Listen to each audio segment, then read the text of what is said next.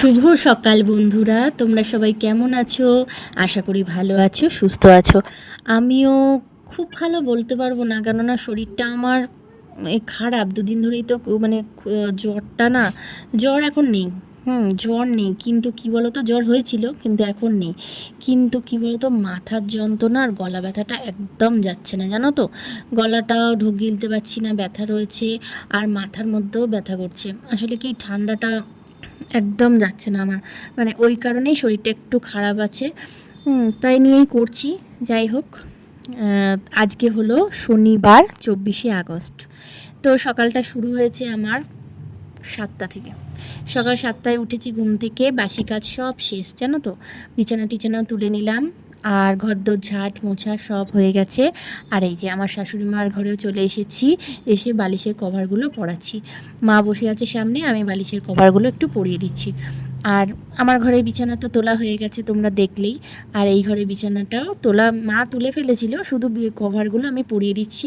আর মেয়ে বসে আছে, মেয়েকেও ফ্রেশ করা হয়ে গেছে। আর এই যে ঠাম্মার কাছে খাবে। হ্যাঁ, ঠাম্মা এসছে কালকে, তো ঠাম্মার কাছে আজকেও খাবে, বায়না করেছে, তাই জন্য খাচ্ছে।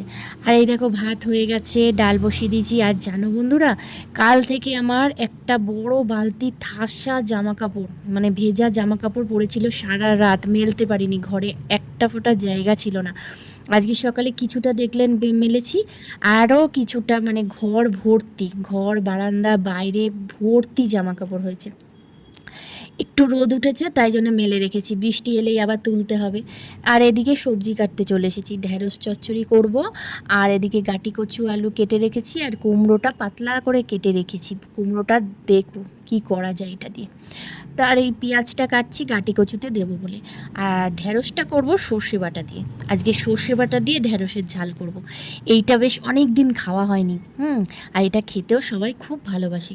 তো ঢ্যাঁড়সের ঝাল করার জন্য আমি সর্ষেটাকে বেটে রেখেছি, একটা লঙ্কা দিয়ে সর্ষেটাকে বেটেছিলাম, অল্প একটু নুন দিয়েছিলাম যাতে সর্ষে বাটাটা মিহি হয়। আর এই দেখো, হালকা করে ভেজে নিয়েছি ঢ্যাঁড়সটা, ভেজে নিয়েছি। আর কালো জিরে ফোড়ন দিয়েছিলাম, দিয়ে আর কাঁচা লঙ্কা একটা দিয়েছি, আর একটা বেটেছি দিয়ে। আর এই দেখো, শুকনো শুকনো ঢ্যাঁড়স চচ্চড়ি করেছি, কোনো রকম কাই রাখিনি।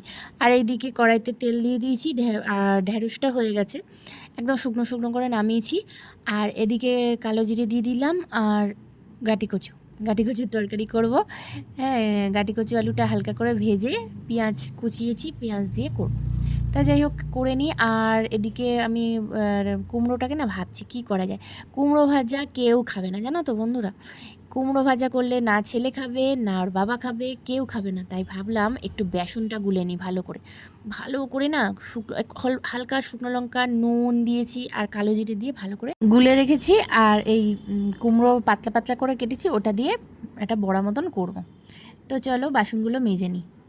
বাসনগুলো পড়ে রয়েছে, তা এই অল্প অল্প করে মেজে নিলে তাহলে আমারও তাড়াতাড়ি হয়ে যাবে, কেননা আমি 1:30টার সময় বেরোবো, পুরো 1:30টায় বেরোবো বাড়ি থেকে। তাই জন্য আমার এখনও চান হয়নি, খাওয়া হয়নি, মেয়ের খাওয়ানো হয়নি মেয়েকে, তো সব এখনও বাকি আছে। তো চলো দেখতে থাকো।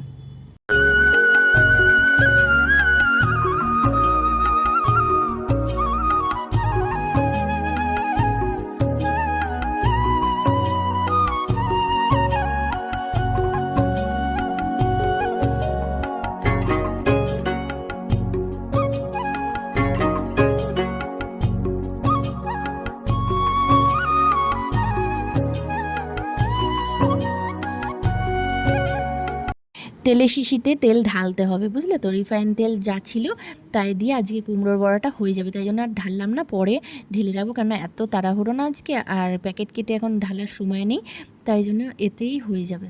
তো দেখো, বড়াগুলো ভেজে নিচ্ছি, চলো বড়াগুলো লাল লাল করে ভেজে নিই। তো ভীষণ টেস্টি হয়েছিল, জানো তো, সবাই খেয়ে খুব ভালো বলেছে। তো আমি এত খুশি হয়েছি। এই কুমড়োর বড়াটা আমার করতে একটু ভয় ভয় লাগছিলো, কারণ আমার শাশুড়িকে দেখেছি কুমড়োর বুকোর বড়া করতে, তা আমি দেখলাম কুমড়োর বড়াই করি, তো ভালোই হয়েছিল। তো চলো। ও মা, মানুষ আসছে, উলে বাবলি উলে বাবলি, এটা তুমি, এটা আমি। উলে বাবলি, তাই নাকি? আমি আর তুমি আর একটা আর দাদা। দাদাকে। আচ্ছা, বাহ বাহ বাহ বাহ বাহ, ও বাহ বাহ বাহ বাহ বাহ। এটা কে? এটা তুমি, এটা আমি, এটা দাদা। তাই? এটা বাবা। হ্যাঁ বাবা আঁকো, হ্যাঁ। তো ছোট হয়ে গেছে। বাহ, তাহলে এটা এটা আমি। এটা এটা তুমি। আচ্ছা, এটা আমি, এটা তুমি, হ্যাঁ আমি। এটা দাদা, বাবা। এটা বাবা। এটা- তাহলে এবার ঠাম্মা আঁকবো। ও ঠাম্মা। তাহলে এখানে কজন হলো? 1 2 3 4 জনে হয়ে গেল। আমরা 4 জন হয়ে গেলাম। এবার ঠাম্মা কোথায় হবে? এইখানটায়। ও আচ্ছা। ছোট পিসির কি গো? ছোট পিসি কিন্তু দেখবে এটা, জানিস তো? আবার একটা। হুম। আর একটা করে। শোন, ছোট পিসি কিন্তু এই ব্লগটা দেখবে, তখন এই ভিডিও দেখবে, বলবে কি ঠিক আছে, দেখো। কুহু কি বলছে কি গো? এই বর্ষাকালটা আসলে যে আমার কি অসুবিধা হয় না বন্ধুরা, মানে বলার মতো না। ফুল তুলতে অসুবিধা, উঠোনে জমে যায় জল, তার মধ্যে মানে আমি বাইরে বেরোবো ভাবলেই বৃষ্টি, মানে ভীষণ। আর তার মধ্যে জানো, আজকে 2-3 দিন ধরে জামা কাপড় ওইভাবে জড়ো হয়ে পড়ে রয়েছে, না মেলতে পারছি না, কিছু শুকাচ্ছে না, ভীষণ অসুবিধা। আমার তো ঘর দুটো, আর জামা কাপড়গুলো মেলারও খুব অসুবিধা হয়, বাচ্চা না, আর মেয়ে তো ছোটো, ঘুমায়।